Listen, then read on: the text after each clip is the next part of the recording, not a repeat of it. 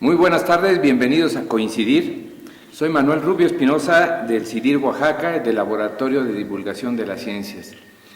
Y en nuestra plática de hoy tengo un invitado en verdad muy interesante. Fíjense, uno de los sentidos en los que reparamos menos a veces es el sentido del oído. Y nuestro invitado de hoy se dedica a oír, se dedica a oír, a escuchar de manera profesional. Pero además de eso, en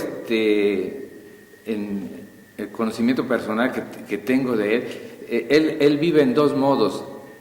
Modo científico cuando está en el CIDIR y modo papá cuando está fuera, y también lo he logrado conocer un poquito en ese modo que él usa cuando ha sido asistido a nuestras noches de ciencia, un evento de divulgación científica que hacemos en el CIDIR Oaxaca. Nuestro invitado es biólogo por la Universidad Nacional Autónoma de México, donde también realizó su maestría en ciencias. Su doctorado lo realizó en la Universidad de Windsor, en Ontario, Canadá. Él hizo también una investigación postdoctoral en la Universidad Nacional Autónoma de México. Y sin más preámbulo, la verdad, démosle la bienvenida al doctor Roberto Sosa, investigador, profesor del CIDIR Oaxaca. Muchas gracias, Manuel, por la invitación. Roberto, es un gusto tenerte aquí. Gracias. Haciendo otra de las locuras que luego se nos ocurre. Quisiera que nos hicieras favor de hablar un poquito de la línea de trabajo que tú tienes. Pero antes que me contestes, tengo un reto que quiero que me expliques.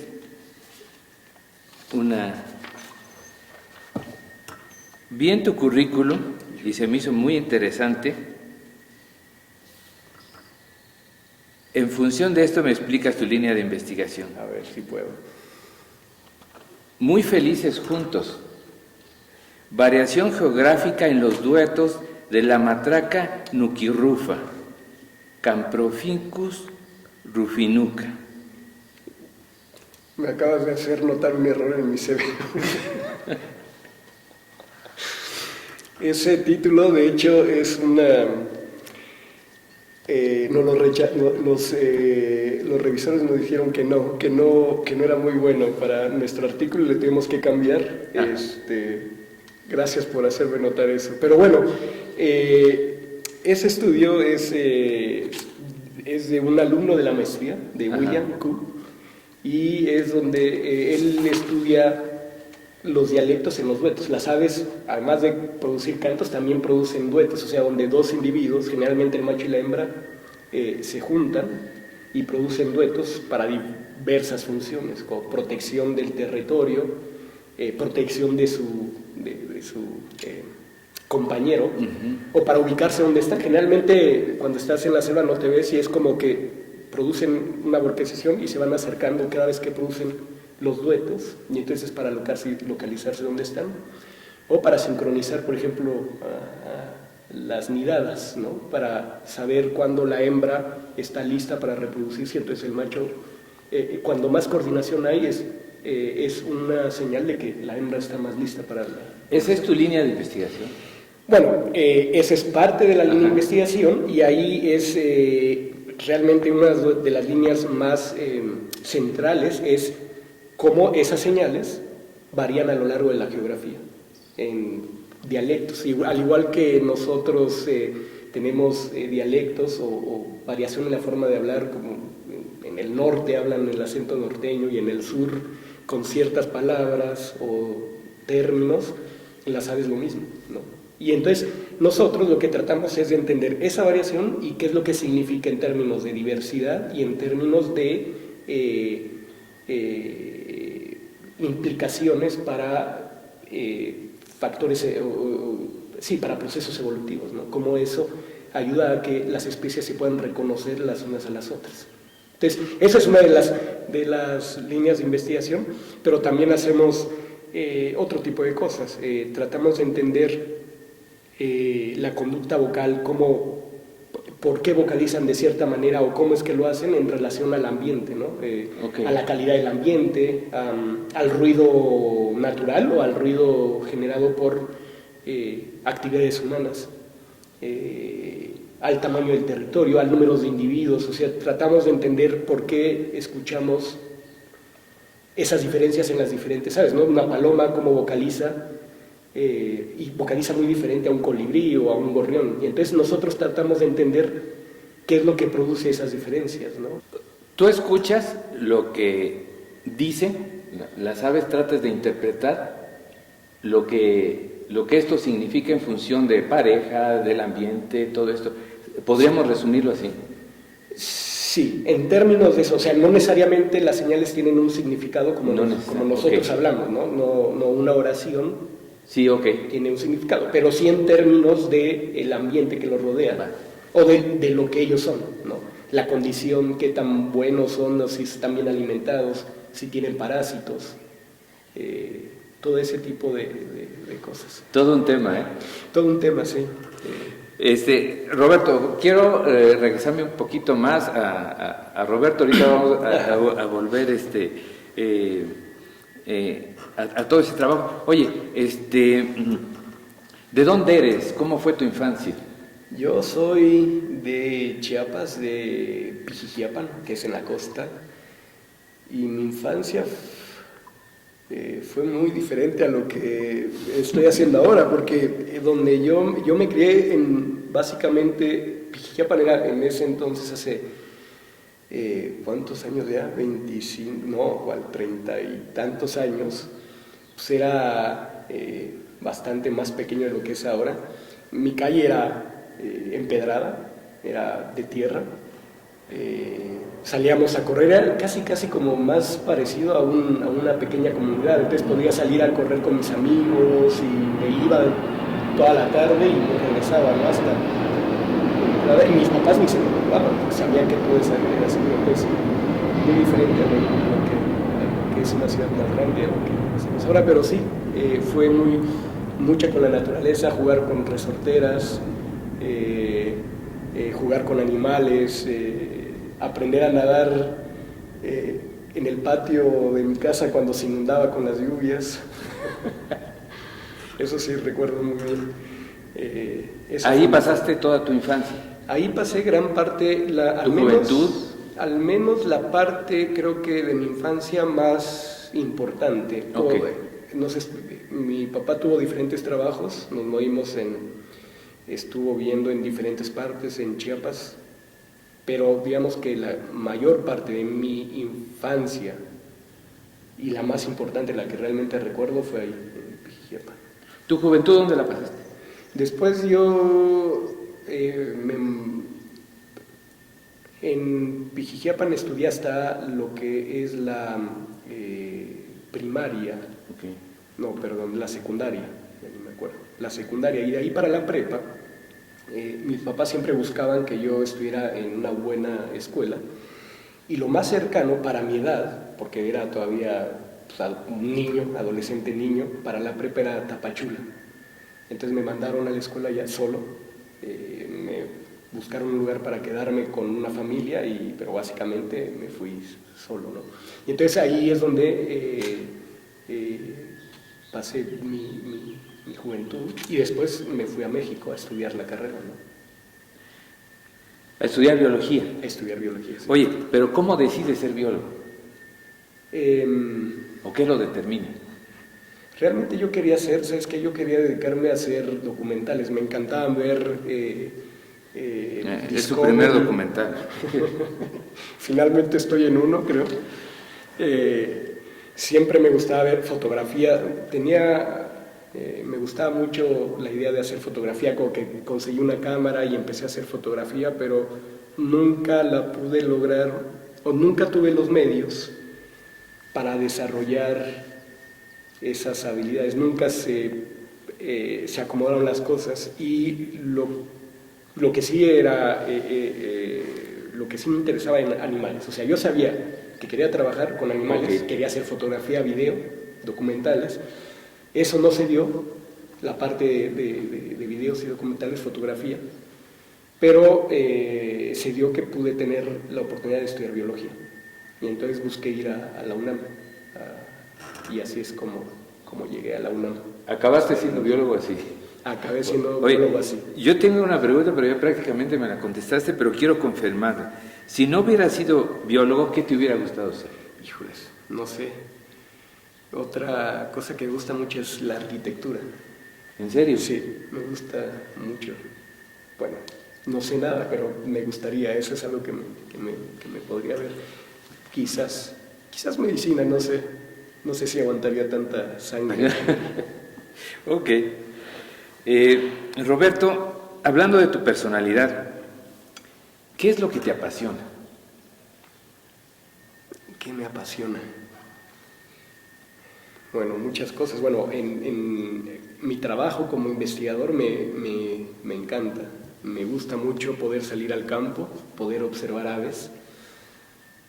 Y algo que me agrada es, a través de mis observaciones, que luego las transformo en números y luego las analizo, que esa parte me encanta, sentar y analizar y hacer estadística me encanta, pero poder ver en números lo que yo veo en el campo, eso me fascina. Es como poder ver algo desde otra perspectiva, con números, con diferencias, que si bien en el campo tú puedes observar ciertas cosas, no sabes la magnitud o las diferencias cuando lo ves en números. Entonces esa parte me apasiona, me encanta hacer. Es lo que te sorprende. Me gusta, y sobre todo cuando estoy en campo, como he tenido la oportunidad de seguir muchas aves por bastante tiempo, y entonces es como ver como también una historia de las aves, personalidad de las aves. Veo que hay diferencias entre los individuos y cómo van cambiando, cómo hay interacciones entre machos, ¿no? Así se pelean, o la hembra deja uno y se va con otro. Entonces como que toda esa parte y poder más o menos representar eso en números, eso me fascina. Eso es algo que me encanta. Eso sí. Cuando estás haciendo, cuando realizas toda esta actividad, y no me refiero solo a las cuestiones de ciencia, deben haber situaciones que también te ponen triste. Sí, me pone muy, no sé si triste es la palabra, pero me causa frustración ver tanta inseguridad en México, ¿no? Porque justo ocurrió cuando yo me fui a estudiar el doctorado, y entonces yo me fui con un México que si bien no era algo seguro, pero no estaba tan deformado, o al menos no se veía tan deformado. Y cuando regresé vi un cambio total. Me fui 5 años y fue como regresar a una realidad totalmente diferente en muy poco tiempo. Entonces eso sí me causa frustración. Y creo que lo que más me causa frustración es de que todos somos parte de eso, ¿no? Como cultura, todos ponemos nuestro granito de arena para todo ese nivel de corrupción que hay. Y me incluyo, ¿no? Entonces... ¿Esto te frustra, te entristece, te enoja? Sí, a veces... No generalmente, cuando a veces quiero hacer algo y veo que hay una injusticia, ahí es donde sí me enoja, ¿no? Cuando ya en práctica, creo. Cuando ya ubicas a los actores. Cuando veo a los actores o cuando yo estoy afectado directamente, entonces eso me produce enojo. Verlo constantemente no siento de eso, siento más como frustración, ¿no? ¿Sientes que hemos llegado a un poquito de inmunización? Eso, fíjate que eso es lo que sentí cuando yo estaba estudiando fuera y platicaba con mi familia y decía, no, por ejemplo, ver en la calle a los militares, yo decía, es que no, ¿por qué necesitamos ver? Entiendo que hacen su función y que nos ayudan, pero yo creo que no es algo normal, y acostumbrándose a eso es lo que no me gustaba, ¿no? Ver a mi familia que se acostumbraba a eso, siempre que venía de vacaciones, es lo que yo sentí, ahí es donde sí no me gustaba, esa sensación de no poder entender, ¿no? Sí. No sé, es extraño, porque necesitamos esa seguridad, pero lo que significa que haya gente armada en las calles, me parece que no debería de ser. No debería ser, más bien, no deberíamos de necesitar eso, No deberíamos de llegar a esos puntos, estamos desgraciadamente, sí. Bueno, cambiando un poquito de tema, Roberto, pensando en gente que ya no está con nosotros, llámese de ciencia, políticos, social, lo que sea, ¿a quién te hubiera gustado conocer? ¿A quién me hubiera gustado conocer? Esa pregunta creo que nunca la había pensado, no en esa manera. La pensamos para ti, de hecho. ¿A quién me hubiera gustado conocer?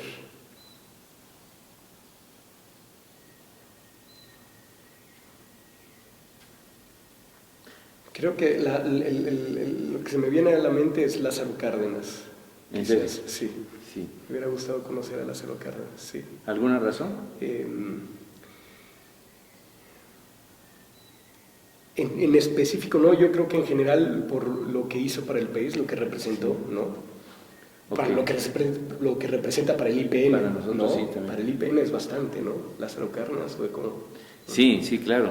Y para lo que representa en cuanto a lucha social, yo creo que esa es la razón que me hubiera... Y cambio de un paradigma en Exacto, su momento, ¿no? Sí. Por favor, cuéntanos una anécdota tuya. Una anécdota. Me vino una en campo. No sé si han escuchado el de me pasó toda mi vida en cosas de segundos enfrente, que Sí. cuando estás como a punto en una situación Sí. de peligro o algo así. Bueno, durante la licenciatura estaba en una salida de campo a los alrededores de Ciudad de México. No recuerdo exactamente dónde, pero era sobre, íbamos a colectar hongos, una clase de hongos. Nos dividimos por grupos, íbamos con mi grupo colectando hongos, y nos habían dicho que del otro lado del cerro había como un centro de entrenamiento militar o algo así. No sabíamos, ni escuchamos nada más nos dijeron como los límites son estos, no vayan por ahí. Estuvimos caminando y de repente en algún momento escuchamos un estruendo fuerte, caminando el grupo, fuerte, al grado que en ese momento creíamos que nos estaban disparando o algo, o estábamos en medio de algo medio bélico ahí, no sabíamos, pero fue lo primero que pensamos, ¿no? Y entonces recuerdo claramente, éramos 5 personas, 2 chicas y 3 chavos, y nos quedamos como viendo, porque no sabíamos qué hacer, y de casualidad yo veo hacia el cielo, y veo como en una pequeña, porque era un bosque de pinos, sí, altísimos, y entre como un espacio pequeño de luz, veo un pino así que se viene moviendo hacia nosotros. Entonces, yo lo que fue, bueno, yo no me acuerdo de eso, me acuerdo que mis amigos me hicieron que puse una cara y que grité, corran así, y que me dijeron que ellos pensaron que nos estaban disparando, y todos empezamos a correr, pero desgraciadamente empezamos a correr justo en la dirección en donde venía cayéndose el árbol. No me digas. Sí, yo me acuerdo que venía corriendo y veía bueno, los otros 2 chavos como estaban más alejados iban adelante y yo iba como delante de mis 2 amigas, y como que lo último que recuerdo es como voltear a verlas y de ahí ya no recuerdo nada, ¿no? La siguiente parte que recuerdo es estar levantándome de entre ramas y buscarlas así, ¿no? Y parece ser, estábamos tan impactados que ni tan siquiera vimos cómo cayó el árbol, ni qué parte nos golpeó. Supongo que no es el tronco, si no estuviéramos acá. Pero creo que fue la rama y creo que el tronco justo cayó entre mis amigas y yo, porque mis amigas iban a una distancia, bueno, creo, no sé. Ya esto es pura morbosidad, todos vivieron, ¿verdad? Todos.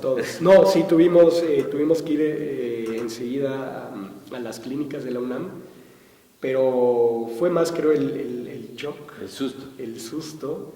Y sí, raspones, dolores del golpe, pero nada que haya requerido hospitalización ni nada. Pero sí, yo recuerdo que creo que me pegó una rama en las piernas porque caí de golpe, así como... Pero esa probabilidad es una en en 1,000,000, pero bueno. Y ahí estuvimos. Y ahí te tocó. Porque al final parece ser que se cayó de viejo, no es que lo hayan tirado, no había nadie Sí, no cortando. lo tiran a balazos. No, ni a balazos ni nadie cortando, entonces parece que se cayó de viejo y justo a donde estábamos. Y en el momento que pasaron. Oye, Roberto, ¿cuál consideras tu peor metida de pata en la vida? Híjole, son varias. No me viene ahorita. No te- la ok, mente. ahorita nos cuentas. ¿Alguna vez fue problema para ti no haber sido guapo? No haber sido guapo, ¿qué?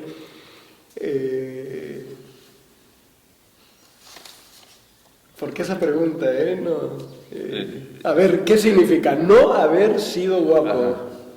Esa es cosa de, Bueno. de producción, ¿eh? Ve para allá, a mí no me digas.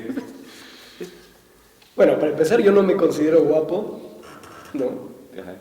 pero sí considero que he tenido suerte. Sí he tenido Ok. suerte. Sí he tenido suerte.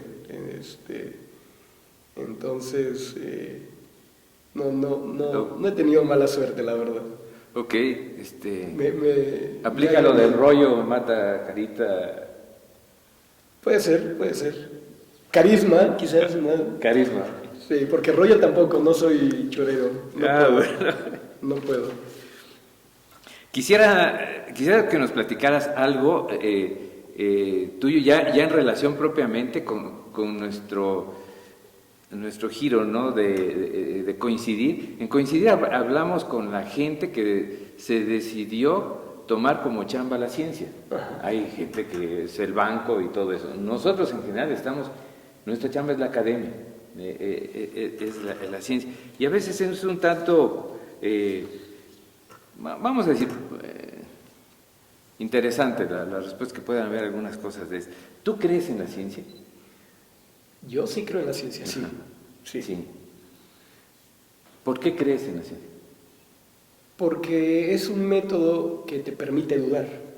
Ok. Creo la metodología permite poner en duda lo que un investigador dice, y entonces hay todo un procedimiento, un procedimiento metodológico para poner a prueba, falsificar lo que otros dicen o lo que tú ves en la naturaleza. Ajá, la duda es un elemento importante. La duda es un elemento principal en la ciencia, yo creo. Siempre, no importa que hayan demostrado algo Sí. lo más contundente, siempre hay que tener esa parte de duda, ¿no? Porque es la que te permite encontrar errores o la que te permite avanzar mucho más la ciencia, buscando esos pequeños espacios de duda, de desconocimiento, de falta de conocimiento. Creo que eso es lo que hace a la ciencia ser mejor. No es perfecta, Ok. porque la hacemos los humanos, ¿no? Sí, Pero yo creo ok. que justo el hecho de que podamos poner en duda lo que alguien dice, eso es lo que hace la ciencia, la hace importante. El hecho que haya la duda, obviamente, como bien dices, no la hace perfecta, pero hace que se acerque un poquito a buscar la perfección. Pues yo creo que sí, Sí. poquito a poquito vas logrando que ese conocimiento sea más exacto, ¿no? Ya. A lo que podría ser la realidad. Entonces, en ese sentido yo creo que sí, Sí. la ciencia sí funciona. Más allá no es que se equivoque la ciencia, uno se puede equivocar como investigador, uno se puede equivocar al ir al campo y tomar muestras o al analizar los datos, ¿no? Pero la ciencia no es tanto que se equivoque, que es buena o mala, no creo que va por ahí, creo que es Claro. simplemente un método que te permite ir encontrando esas debilidades en el día a día de los investigadores, ¿no? de los que hacemos ciencia. Roberto, ¿qué imagen crees que tiene la sociedad de la ciencia y los científicos? He escuchado, recuerdo que hay algunos encuestas en donde los científicos y profesores y científicos sí están ante la sociedad, están bien ubicados, ¿no? Sin embargo, no creo que mucha gente entendamos cómo se hace la ciencia. No, esa parte de como sí a veces se les cree a los científicos, pero cómo entender cómo se hace la ciencia, creo que hay mucha separación en cuanto a lo que representan y lo que hacen. Entonces, yo creo que en general sí la gente tiene una buena opinión y nos respeta, pero por otro lado creo que no hay un conocimiento de cómo funciona la ciencia, ¿no? Una de las encuestas que hizo de la percepción social de la ciencia, que hizo CONACYT hace unos años, decía que el mexicano creía más en patas de conejo, colibríes disecados, cosas por el estilo, que en la ciencia. ¿Tú qué opinas de eso? Y bueno, puede ser, pero es raro. Eso fíjate que es muy, muy chistoso, porque hay gente que cree en eso, ajá, pero a la vez se está vacunando. Okay. O sea, va al doctor y busca medicamentos, ¿no? O sea, o usa celulares, usa la tecnología que se basa en ciencia. Entonces es un poco, no sé... como un juego mental. Sí, un juego mental, como que por ahí, y yo creo que tiene que ver como parte de ese desconocimiento de cómo funciona la ciencia, ¿no? Sí. No es algo simple entender, no es que estén mal, ¿no? Sino simplemente como en sociedad creo que no entendemos cómo funciona la ciencia. Doctor, desde tu perspectiva, ¿cómo ves el futuro de la ciencia? ¿Hacia dónde va? Ya llegamos a Marte. Bueno, a nivel mundial sí, hay países que van avanzando mucho más y se ve, pues están invirtiendo, ¿no? Sí.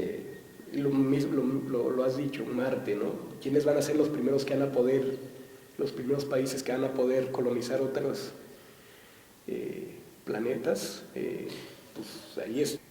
Y te das cuenta, aquellos países que invierten en ciencia son los que ya mayormente están siendo vacunados. No todos, pero sí muchos de esos países son los que tienen la capacidad de reaccionar, ¿no? Y ahora, yo creo que la nueva normalidad para mí, yo siempre escucho, la nueva normalidad, no, pues cubrebocas, distancia, y yo creo que esa no es la nueva normalidad. La nueva normalidad es invertir en ciencia y prevenir a mucho más largo plazo, ¿no? Y no estar metidos en problemas como ahora, ¿no? Tratar de solucionar cuando ya nos diga el problema, porque este tipo de pandemias van a seguir ocurriendo y sabíamos que iban a ocurrir desde hace años. Y no invertimos lo suficiente para tener una vacuna más o menos en otra etapa de desarrollo. Entonces, para mí ahí es donde deberíamos de empezar a enfocarnos en ciencia, en ver hacia dónde vamos al futuro, ¿no? Actuar antes de que ocurran las cosas, ¿no? Y por otro lado está políticas y la gente que vive en los sitios, ¿no? Entonces y tenemos que tener más bien ese enfoque multifactorial, multifactorial, en donde podamos involucrar a todos los actores de diferente forma. Pero la conservación, así de decir, este lugar vamos a conservar y que nadie entre, no funciona, ¿no?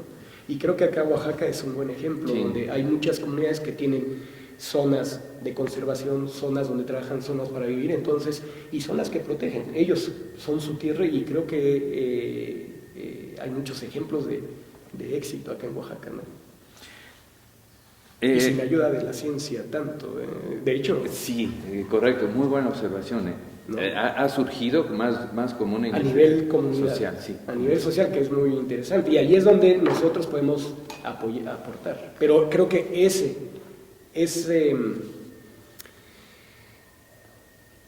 ese abismo entre ambos grupos es el que tenemos que reducirlo. Okay. Dejar de decir yo, el científico, conozco, y por otro lado, comunidades más receptivas, ¿no? Sí. No importa uno el otro, el chiste es lograr poder trabajar. Al final de cuentas es una situación de relación entre personas. Claro, exactamente. Oye, Roberto, tenemos una sorpresa. Es algo, le vamos a pedir que metas la mano. No hay una serpiente. ¿Por aquí? Por aquí, sí, por aquí. ¿Pero para qué? ¿Qué Y saco o qué? debes encontrar ahí un papelito, me lo vas a dar. Ah, ok. ¿Sí? Todo lo demás no es mortal. Ah, ok. Hijos.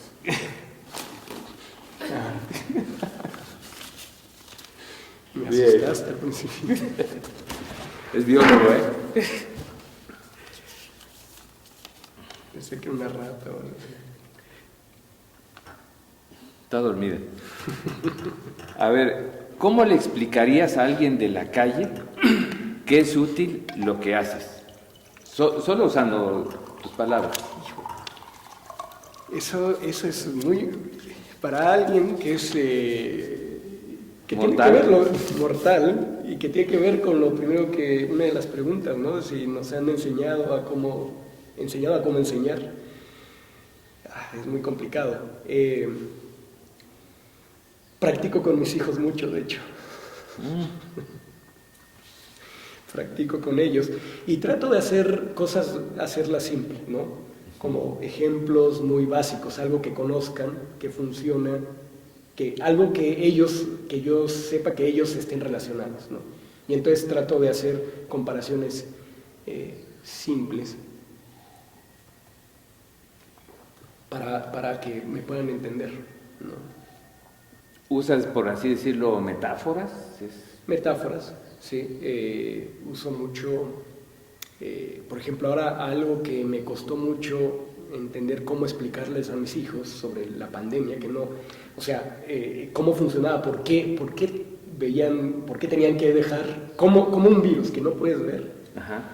Estaba provocando todo esto, y para ellos principalmente no ir a la escuela y no salir, no poder ir a ningún lado, ¿no? Entonces, pues era como decir, bueno, tienes candados y el virus puede entrar, tiene una llave para entrar a las células y una vez que abre, pues las rompe, ¿no? Y entonces, explicando que el sistema inmunológico lo que hace es cambiar la cerradura de las células para que ese virus no pudiera entrar a las células, más o menos así. Ese tipo de... Ok, te acepto esa para calentar, pero dime, ahora, ¿cómo explicarías en palabras que tú estudias lo que estudias? Así en muy poquitas palabras. ¿Por qué es útil eso? ¿Por qué es útil? Bueno,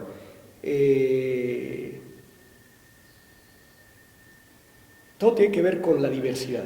Entender, que nosotros entendamos la diversidad, el número de animales, los animales y cómo ellos están relacionados al ambiente es muy importante. Y especialmente en aves son muy importantes porque son indicadores de la calidad del ambiente. Okay. Si un ave está presente, te puede indicar que ese ambiente, el ambiente está conservado, o hay especies que te indican que ya está muy contaminado, ¿no?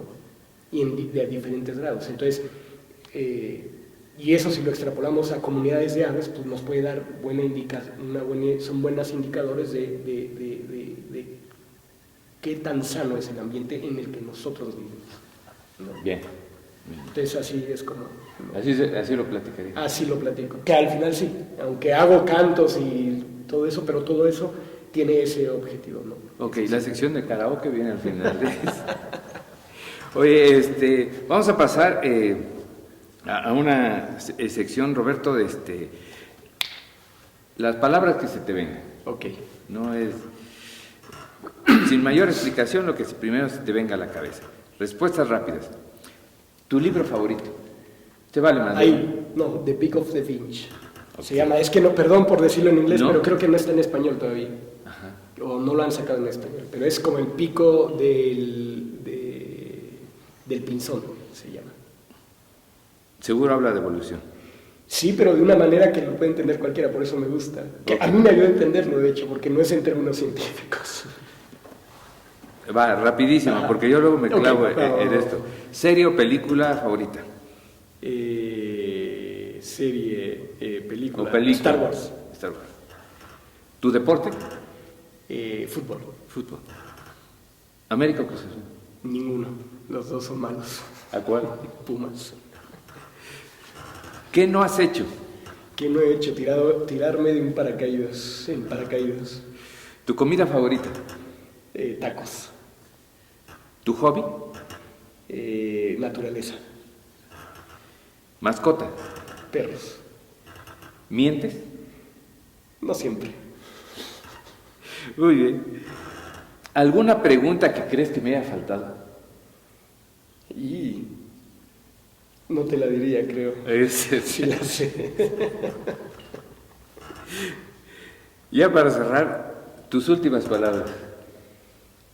Pues muchas gracias por la invitación, me la pasé bien, fue una buena experiencia. Quien te busque, ¿dónde te debe de encontrar? Perdón, últimas palabras, ¿de qué? ¿De muerte o de ya? Yo pensé que ya estaba cerrando. Ya estamos cerrando, pero puedes decir lo que tú quieras. Ok, yo no entendí, porque ahorita que dices, yo dije, bueno, ¿qué? ¿Mis últimas palabras de muerte o de para siempre? ¿Cuál serían? No entendí la pregunta. Tus últimas palabras en la entrevista, pero es muy buena idea. ¿Cuáles serían tus últimas palabras de vida? De vida. ¿O cuáles quisieras que fueran tus últimas palabras? Me gustaría poder decir te quiero, te amo a mis hijos y estar viéndolos y a mi esposa. Eso sí, eso lo he pensado y eso me da un poco de miedo no poder tenerlos cerca. ¿En serio? Sí. De que les dije el modo. La muerte llega así sin aviso. Eso sí sería un... Mira, te iba a caer en forma de tronco, pero afortunadamente la libraste. Y ya para finalizar, Roberto, quien te quiera buscar, ¿dónde seguramente te va a encontrar? ¿Dónde te buscan? ¿Dónde me buscan? Bueno, en el CIDIR, pero si no tengo una página de laboratorio en Facebook, o mi página. ¿La del laboratorio cuál es? El laboratorio es Laboratorio de Bioacústica y Ecología del Comportamiento, en Facebook así me encuentran. Laboratorio de Bioacústica y Ecología del Comportamiento. Sí, ahí me buscan, ahí me pueden encontrar. Acá en el CIDIR, ahí tengo el laboratorio, mi oficina también, aquí estoy, bueno, una vez que se acabe la pandemia. Sí, y ahí van a salir los datos. Ahí van a salir los datos, no sé si vas a poner mi correo o mi página de internet. Los vamos a poner, pero si no nos puedes... Y ahí es www.sosalab.org, ahí están los datos de mis datos de mi contacto, a mi correo. Yo me considero generalmente bueno contestando a los correos, entonces cualquier pregunta o algo por el correo contesto. No más de una semana me tardo, en el peor de los casos. En el cierre del video van a aparecer todos los datos del doctor Roberto Sosa. Y Roberto, fue un placer tenerte aquí. Gracias. Ojalá lo podamos hacer próximamente con otros temas. Un gustazo. Gracias. Muchas gracias por haber estado en Coincidir. Nos vemos en la próxima.